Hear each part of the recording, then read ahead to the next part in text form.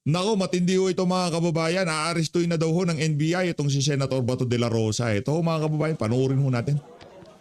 Nagkakagulo ngayon sa Senado dahil ang balita papunta na daw ang mga taga-NBI para arestuhin itong si Senator Bato de la Rosa. Okay. Ayan mga kapartners, nakikita po kasalukuyang sitwasyon dito sa loob ng Senado, no? Kung Ayan o. saan,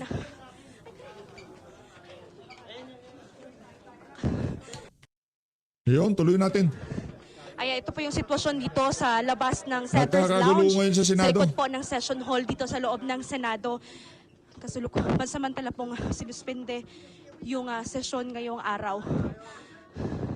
Lahat po ng mga senador mula sa minorya at mayorya ay kasalukuyan po nagpupulong dahil sa bali-balitang denied daw umano yung petisyon ng kampo ni De La Rosa para hilingin sa Supreme Court yung paglalabas nila ng temporary restraining order doon sa ICC warrant.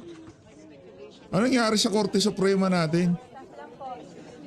Ito naman yung video nitong si Mian Los Baños kanina. Panoorin natin. Panoorin natin to. Deny? Sir, how are you? Sir, kamusta? Sir, what did you... Oh. Sir, may Sir, may information daw, sir, about your TRO, sir?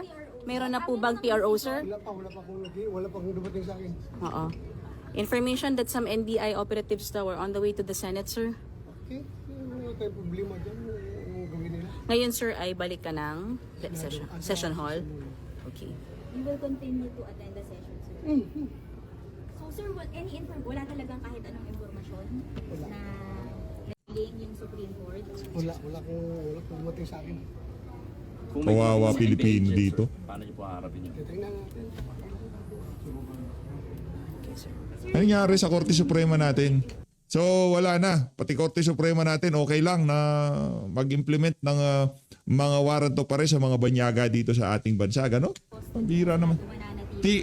TRO lang naman hinihingi. Payan muna kumbaga huwag po tayo magpadalos-dalos. Kung pagka dininay ho yun, wala na talaga. Pambihira. Sir, namatay na yung PRO. I don't know. Depende sa liderato ng Senado. Tanong tayo. Okay, sir. So, as of now, sir, no information if na-grant yung TRO or hindi sa inyo, sir. Wala pa pong sinasabi sa Attorney Torion sa inyo, sir. Ongoing daw sabi Okay. niya. No, na, sir. Ongoing daw po yung Ongoing ang alin, sir? Sir, alin daw po yung ongoing, sir?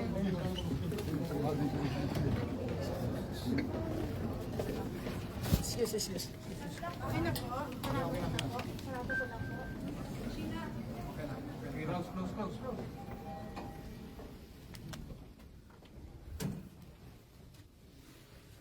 Magaling talaga tong si Mian Los Baños. Magaling siyang... Bahala na sila.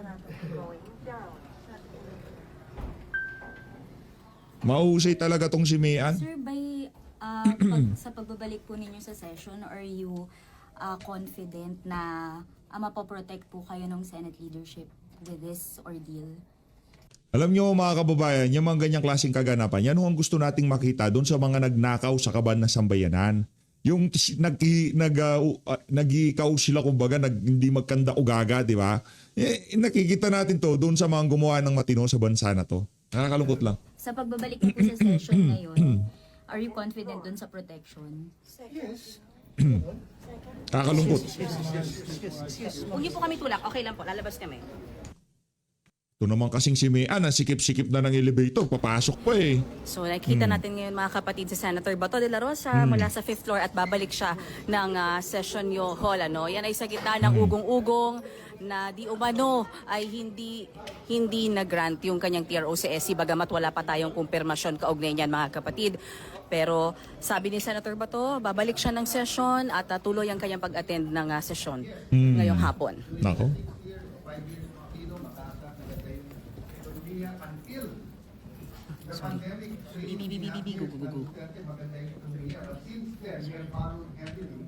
So yung debt to GDP natin medyo mabigat na and then yung credit ratings natin apektado na. But still, Fidel Ramos was in a worse case. No, yung desisyon ng SC. You led up people tomorrow kasi may led up na Tuesday. And hopefully, Grabe naman ang SC natin. any member of Grabe naman. Senate submit to the Secretary. Ang nakikita po ninyo mga kapatid ay si Senator Bato de la Rosa. Kasama sila Senator Robin Padilla at Senator Bongo sa loob ng sesyon. Mga kapatid, sinundan natin siya mula sa 5th floor kanina. Ayun na. Umugo nga yung sinasabing posibleng hindi nga raw na-grant yung kanyang TRO para hindi maaresto ng ICC. Yung TRO na yan ay hiningi sa Korte Suprema pero sabi ni Senator Bato sa atin wala siyang nakukuhang impormasyon kaugnay niyan.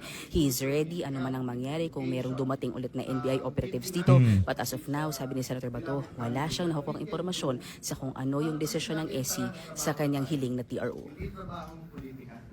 Hindi trabahong tirahan, hindi trabahong bato-bato sa langit pag dumating sa Senado, sino magagalit. Hindi po. Trabahong tapos na yun eh. Tapos na Monday, tapos na kahapon. Ito yung pangalawang video nitong si Mian Los Baños. Good.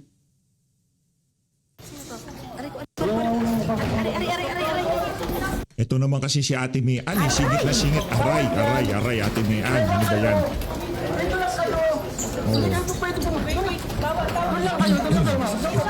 Sir, what's happening? What's happening? Can you tell us? No. Bawal no kayo. Attorney Horacio, sir, what's happening, sir? No. Sir, stop ako dyan.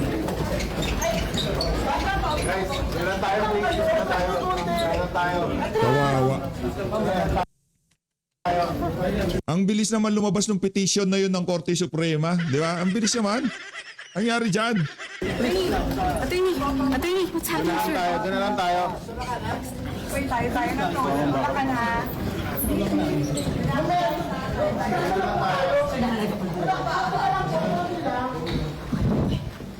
Ano dito, sir? Okay. Thank you, sir. Thank you so much. Thank you so much. Sir, arrest po, arrest. Okay.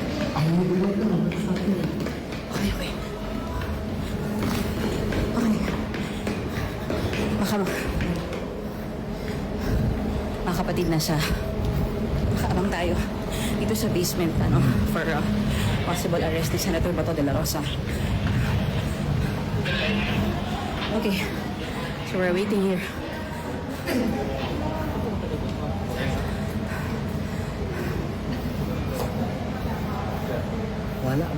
Inatid ko lang ako.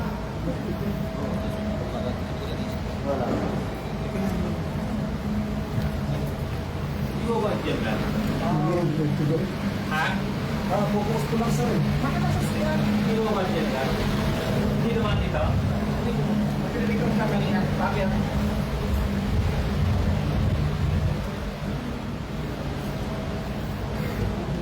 Okay, hinihintay natin ngayon dito sa may basement,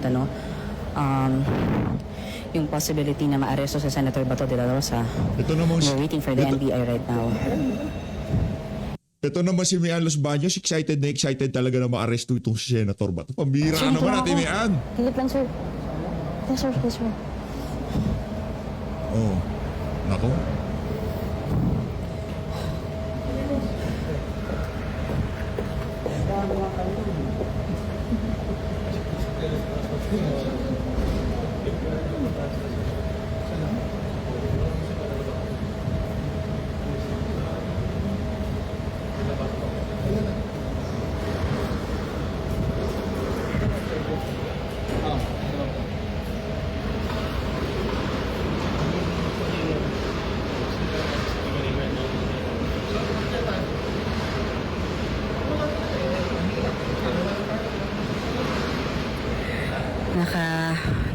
Naka-standby tayo mga kapatid dito sa may basement ng Senado kung saan posibleng pumasok yung mga operatiba ng NBI na sinasabing aaresto kay Senator Bato de la Rosa. But we're still confirming that dahil ang sabi ni Senator de la Rosa ay wala raw nakakuha ng impormasyon sa kanya o nakarating na impormasyon sa kanya na may darating na NBI para arestuin siya.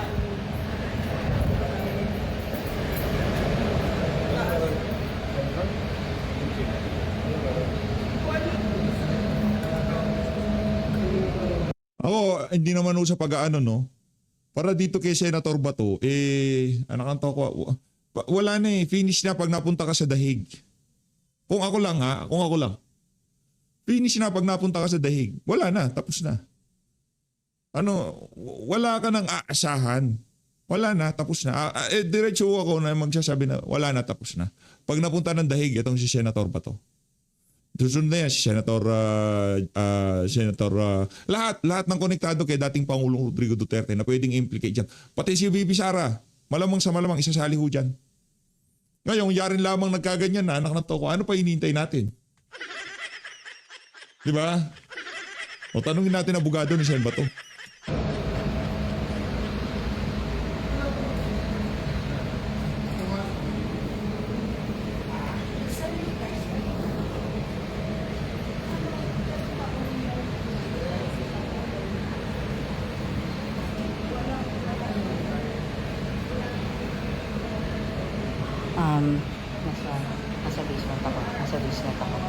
Nasa basement ako. Nasa basement si Mian. Naka FB Live ako. But can somebody message me kung dumating na sa taas or kung ano nangyari kasi blinded ako dito. Message nyo ako nangyari. Okay, thanks. O punta ho tayo sa taas, Punta ho tayo sa taas. Nagkagulo daw sa Senado eh. Oh.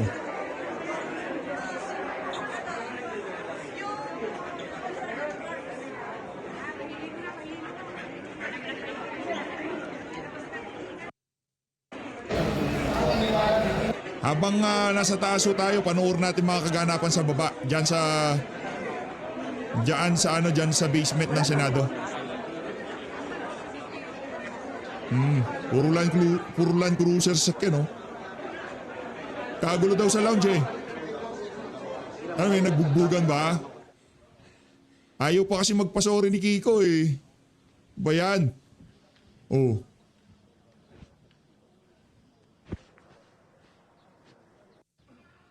Mian tayo, Mian.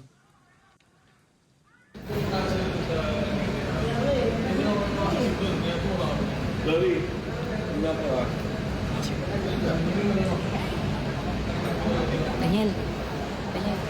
Ano info? Diyan dadaan? Bakit? Anong info? Hindi naman bumaba ako dito sa basement eh. Nagkakagulo? Bakit? Nangyari?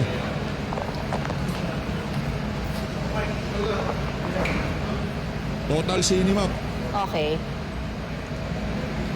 Politika sa Pilipinas, total cinema ho talaga, si Bato grabe. nasa Timalipa. Hindi na! Sige. Okay. Yan.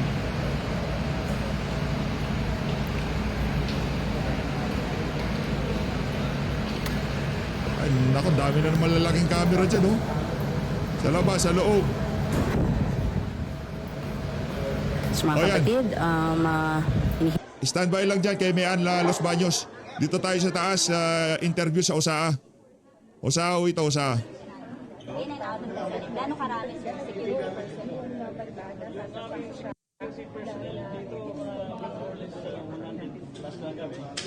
But the augmentation forces from the PNP, I think they're now about 1,500. Within the cinema, Yung nasa labas yun. Sir, baka papasok yung lawyers ni sa Renato de la Rosa doon sa room? Doon kanina. Sa lounge. Kasi I'm talking with Senator Bato. Papasok daw. Sergeant at Arms yan, Sergeant at Arms. Hindi nakahaya na magkaroon ng arrest dito sa Senate premises. ang nangyari din sa dalawang senador. Coordination from any law enforcement agency. Again, as we speak, wala po kami na coordination from any law enforcement agency. Pero sir, kung mag-coordinate man, papapasukin po ba sila? Kakausapin po namin. Balik tayo kay Mian. Yan, nakikita ninyo, mga miyembro ng media Oh, na may NBI pa. all are actually back and forth yung lakad namin kasi Eto, balik tayo dito. Yung Wala naman pala. head, yung team leader nila, but we will not allow any, Si Mian masyado lang pa-hype, no? Wala pa naman palang arrest, masyadong bida-bida. tactical or any team po inside. Pero kakausapin namin yung team leader nila. Opo, pero sir, sa ngayon ano yung status ulit sir ng Senado? Naka-lockdown po ba sir sa radyo yung gate ng GSIS at saka po yung sa main gate? Hindi po lockdown ang tawag, elevated alert level lang po tayo. Meaning? Sa Monday. Meaning, magdadagdag tayo ng mga security systems including yung augmentation from the PNP. Maghahabak pa rin po ng long firearms yung mga sergeant at arms? Yung mga long firearms po, kasama po yan sa elevated threat level namin protocols. So ibig sabihin sir, kasi ang directive sir, kung walang utos mula sa korte, hindi ibibigay si Senator Bato de la Rosa. So kung may pupunta dito, ICC warrant of arrest lang ang dala, hindi po ibibigay si Senator Bato. Hindi niyo Based on the papapasukin. instructions of the Senate President, saka yung agreement naman namin with the NBI, hindi po. Opo. So Balikan ko lang po yung away kanina yun na nagpang-abot si Senator Kiko Pangilinan at si Senator Robin Padilla. Kanina kasi di ba nag-declare ng break. So tapos na sila sa papunta na sila sa Suntukan daw talaga, suntukan. Suntukan! Pambira, nagpang-abot. O, suntukan ongoing, sabi nitong si, Senator Jimmy Bonto. maliit kasi ang daanan sa likod, di ba? So medyo siguro nagkasaguran, pero hindi ko naman nakita dahil wala ako doon kanina. pero sabi yung report sa inyo, Yun po ang report sa akin, medyo nagkasagutan lang ng konti. Hindi naman sigawan. Nagkasagutan pero magkakasuntukan ba? Ano sabi ni Sir Robin? Yung asawa mo, naging kalab team ko, ganon. Nagkagirian lang siguro. Yung asawa mo, binalot ko, ganon. Sir, kinailangan awatin ng mga kapwa senador, kinailangan paglaluin. Naawat naman ang mga kaso. Ibig sabihin, sir, kinailangan pong Balik na ako rin, baka mamaya magkagirian. Ayan, balik na. kailangan silang awatin.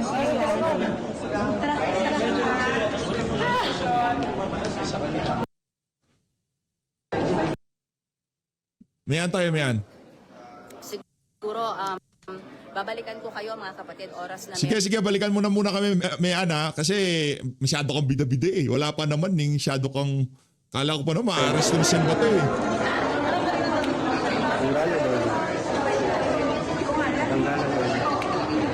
Wait lang ha. Ipatry lang daw ko na magana ba ang audio ani.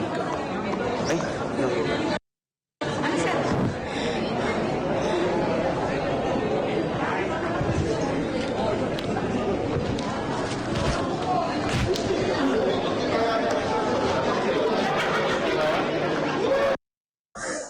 Nagpang-abot. Sige, ikaw naman kasi naninigaw eh. Sa labas ng Senate Lounge, si Sergeant at Arms Mau Aplaska. At kinumpirma nga niya kanina naka-lockdown ang buong Senate building or Senate compound. At takbo ng session kung saan nagkaroon muna ng break at habang nagkaroon ng break sa session ay pumasok lahat doon sa Senators Lounge yung mga senador at may mga usap-usapan nga nagkaroon nga daw ng suntukan ito sa Senator Kiko Pangilinan at Senator Padilla na sinabi naman ni Sergeant at Arms Bubugan eh, no? Aplaska wala naman daw impormasyon na ganon yung nangyari. Sa usapin naman ng lockdown ay wala naman daw lockdown sa mga oras na ito. Pero yung sa main gate, automatic lockdown yon dahil nga makikita natin doon sa labas, nagkakaroon nga ng mga kilos protesta or mga rally mula sa mga taga-suporta ni Senator Bato de la Rosa, taga-suporta ng pamilyang Duterte at maging doon sa mga anti-Duterte. Kung kaya nagpatupad ng lockdown, which is ginawa na rin ito noong Lunes kung saan nga nagkaroon. Sige. Okay. Yes. I-tweak lang to gamay, ha? Sige. Okay, salamat. Sir, may we know if the TRO was granted, sir? There is a report already, but I don't have a copy pa. Okay, I don't have a copy pa. I do not want to speculate. I hope you understand. I am a lawyer.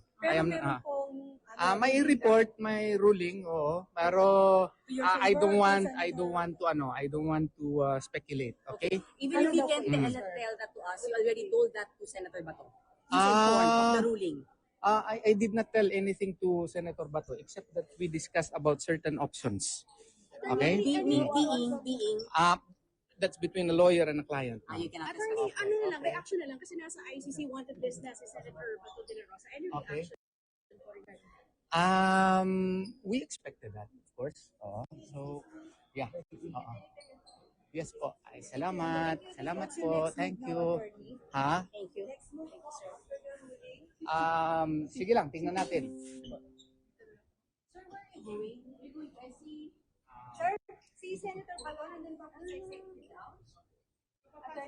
Kapapasok lang, nandun siya sa ano, session hall.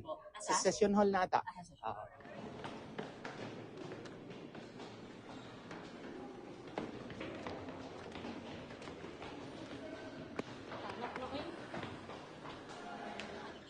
Oo nga, oo. Kailangan nating magngiti sa ganitong mga sitwasyon. So are we looking at...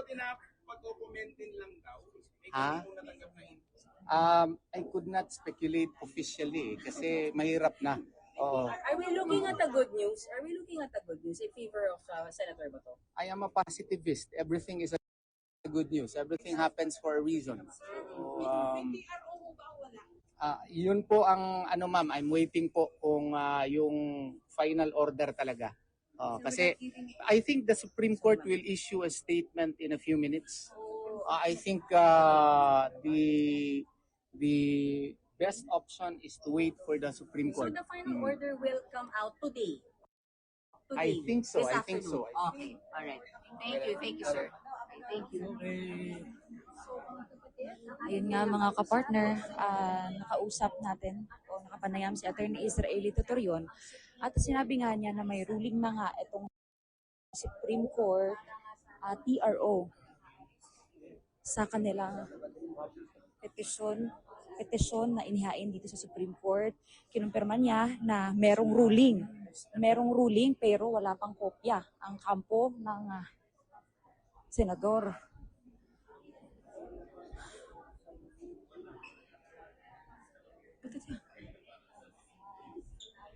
At yun nga sabi niya kanina ay ngayong araw o within Meron po silang court kaugnay ng kung meron man ipaalam ko sa inyo. We will wait for the Supreme Court. Meron po silang official announcement in a few minutes. Attorney, may usap-usapan na may aircraft na daw dito sa loob ng Senado. Can you confirm po?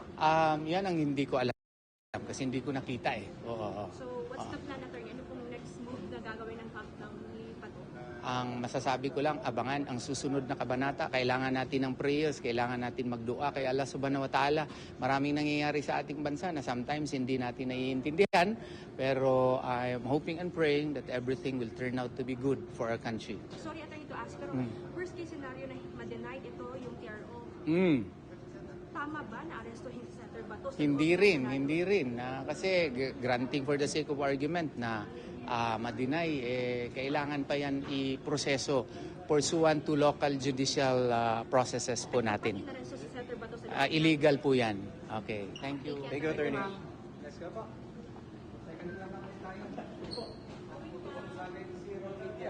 Thank you po. Thank you.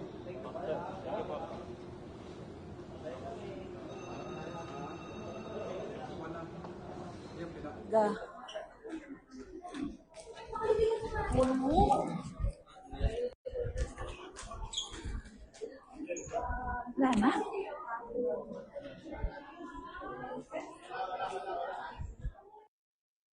Ngayon, yung mga sitwasyon ngayon sa labas ng Senado. Standby lang ho tayo dito sa SMA9, no. Nakakalungkot yung mga lumalabas na balita pag nagkataon talagang wala na ho pala talaga tayong aasahan sa ating Korte Suprema diba? Wala na ho tayong tatakbuhan dahil wala na pagka nangyari ho kasi parang sinuko na ho talaga kasi yung executive sinuko na ho nila parang ano na ho talaga tayo yung lahat ng gusto mangyari ng banyagang korte dito kahit wala na silang jurisdiction ang executive binigay na yan. Tanging umaharang na lang ho dyan, yung Sergeant at Arms sa Senado. Ngayon, kung pati ang ating Korte Suprema, ganyan din ho ang pananaw o gagawin nila dito sa isa na to, wala na ho talaga tayong aasahan mga kababayan. Higpit na pinagbabawal ng OSA. Ayan.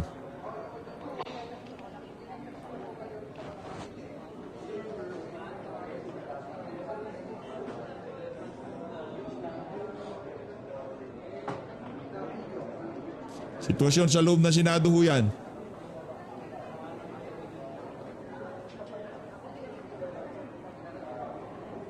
Gusto ko makita pagmumukha nitong si ano, nitong si, tawag dito,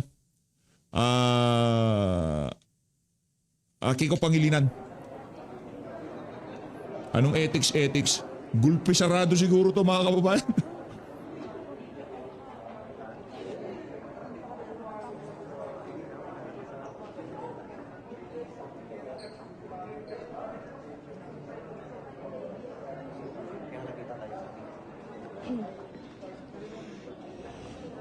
Ipinagbabawal na rin ng ang mga kapartners yung pagpasok din ng media doon sa loob ng plenary kung saan nagpapatuloy yung session matapos nga yung ilang Tuloy na ba minuto yung session? na suspension.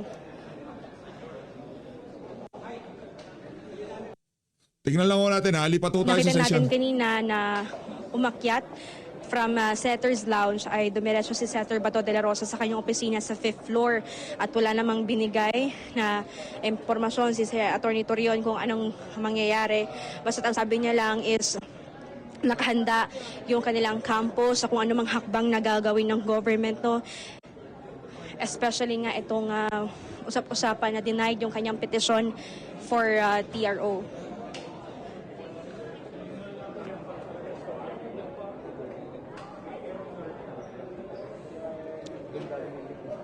Ito ang nangyayaring session ngayon. Panoorin mo natin. Alis na muna siguro tayo dito kay Ate Jose Semenay. Punta ko tayo dito, game. Our new Senate President still on the floor. I did ask him about his ruling because it was unclear yesterday when this was raised yesterday afternoon by Senator Kiko Pangilinan about the holdover capacity of outgoing Senate committee chairpersons in relation to Section 19 of the Rules of the Senate. So may we know now the decision, the wisdom of the new Senate President? Thank you, Madam President. May I proceed? Please proceed, Mr. Senate President. So again, thank you for the clarificatory question, Senator Tulfo. So the context was yesterday I announced in reaction to both some inquiries and also to a Inquirer.net post that the inconveniences suffered by some of our guests. So I reiterated that Senator Pia asked me Monday whether they can proceed or do we need to elect the new chairpersons for scheduled hearings. So officially, we pointed out to Section 19. And of course, Senator Pangilinan saw some inconsistencies. My ruling was that you always look at the rule and the practical situation, and if there's a way to harmonize, then you harmonize. So having said that, I think the second question of Senator Tulfo, and please correct me if I'm wrong, when I approached him a while ago, is what about the bills that are on the floor for sponsorship or already on the agenda or already filed and signed and ready for sponsorship. So again, any of our colleagues can correct me if I'm wrong. I was telling him if it's a non-controversial, meaning we all agree on it, we have the same direction, then it'll be a conversation between the new chairperson, the majority leader, and him and Senator Tulfo, because usually if you were already sponsoring it, the new chairperson allows you to sponsor it. Of course, for example, the new chairperson and the old chairperson might disagree, let's say, if there are amendments and these amendments. Let me use the AIX, for example. No? So for example, if half of us do not believe that there should be a penal clause for the prohibited acts and half do, and it was still on the sponsorship level, we'd probably give that discretion to the new chairman. And the new chairman would probably say, I want to continue it because we have strong feelings. But most of the bills, I think, will really be between the author, the former chairman, and the new chairman. Of course, the authority is with the new chairman, but we're a collegial body. So, put it another way, wala tayong mapapasa kung hindi tayong magko-compromise at magpapakiusapan. No? But to assure the gentleman that we want to take out any delays, we seek to complete by Monday the chairmanships. And I think today we're ready with the ratio, no? Because we have a 13-9-2. 13-11 or 13-9-2, or the two can choose to have their own ratio, or they can choose to join majority-minority. So like Senator P and I in 2022 were independent, but at one point Senator Miggs asked me or his staff that could you join the majority for purposes of the ratio, and I don't think that's a problem, no? Usually mas controversial sa CA at saka sa SET, but I'm confident that Senator Soto and myself have solved this already twice. When Senator Escudero was SP and when he was SP. So if there is an odd number, I think we will be able to solve that.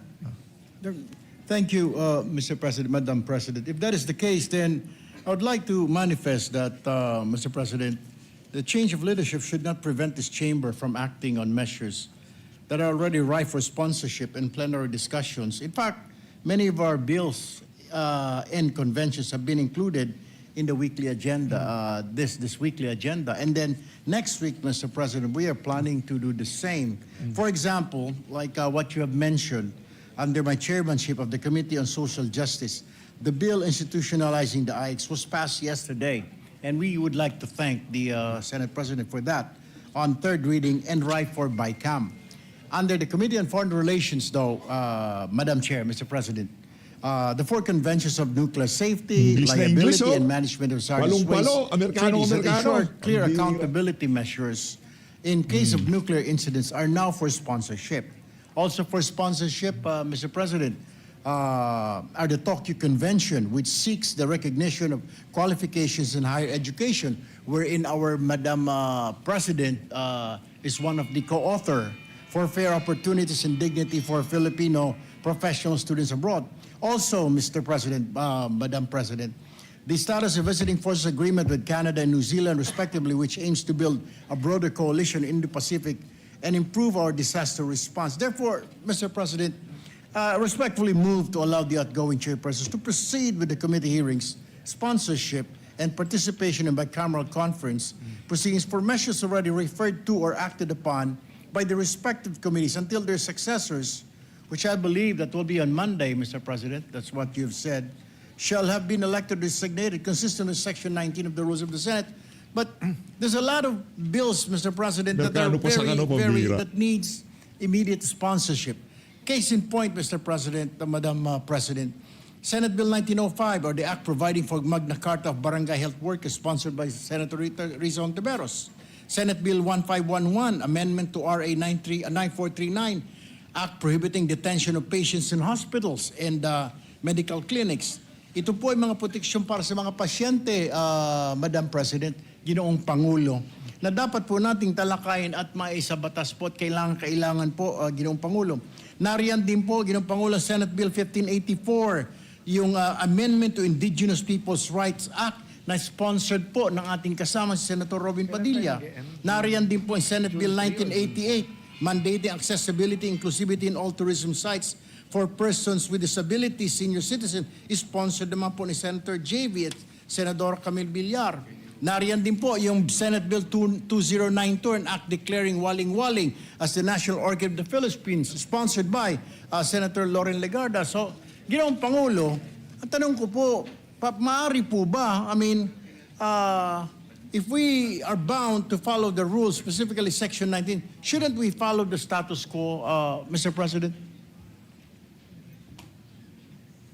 Senator Marcoleta asked if he can, Thank you, Mr. with the President. permission of Senator. Go ahead po. We recognize appreciate- Senator Marcoleta. Thank you, Mr. President. I appreciate the problems being encountered by Senator Erwin. Pero masasabi ko po, Mr. President, mas maswerte siya sa akin dahil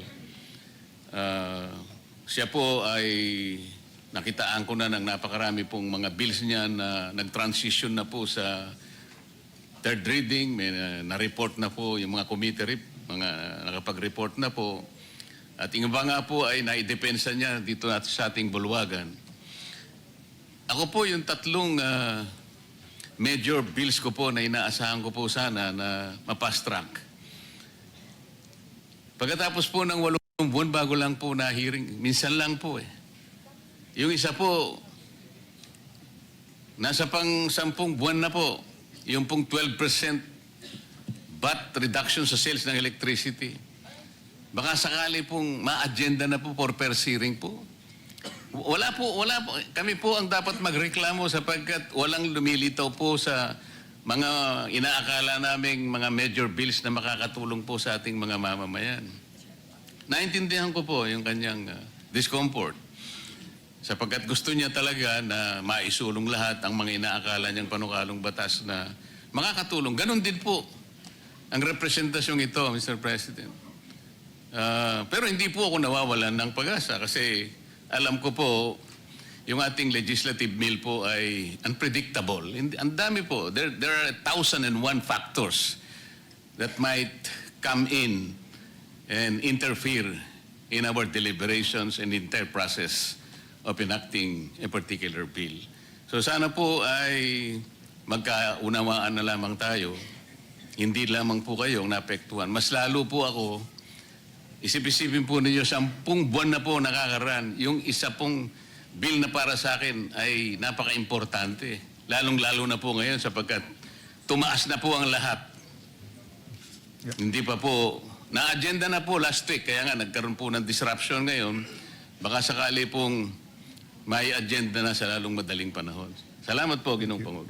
Madam President, to answer directly Senator Tulfo, may I proceed? Please proceed. Yeah. So first, for measures already on the floor, there's no reason it cannot proceed. We will have a majority caucus as soon as we adjourn. I think Senator Win will speak. I don't know if anyone else will speak. So as soon as we can start our caucus, we'll take that up. For COM reports that are not yet filed, it's more of prudence because we have to finalize the membership, the 1392. From 11-13, it was a 15-9 ratio. So there's a little bit of difference. But again, this shouldn't be a problem in non-controversial bills kasi nag-uusap-usap. Having said that, my suggestions also is that we resubmit what are our priority 10 bills. And then I personally will talk to the new chairpersons. If they will not hear it with a certain period of time, can we create a subcommittee? Which we usually do naman. I remember the first time I was Senator Angara. Ed was such a senior senator then, but sabi niya, Alan, create ng subcommittee, pero ako na mag-hear nito.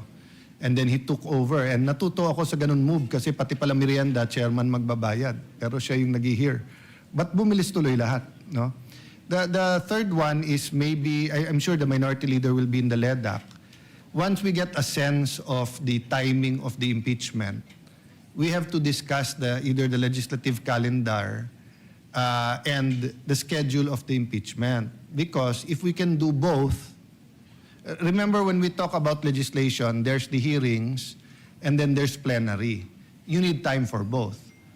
So, assuming we agree on 3 or 4 days nung hearing, is that half day para meron pa rin legislative meal?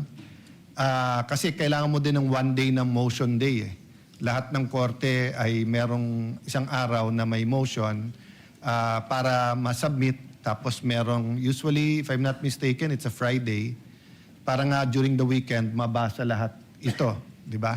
And that is barring any, my wife is from Bicol, from Tiwi Albay. So, I ask you to pray harder with us na hindi mag-worsen yung sitwasyon ng Mayon, di ba? Any calamity from the super El Nino to storms, linogs, or earthquakes, or yung pagputok ng bulkan, no? Whether it's in Negros or etong sa Albay, we'll definitely need, in our situation now, we'll need our attention, whether individually or as a group or the committee. So we really have to figure out as a body. So that was the essence nga nung aking speech.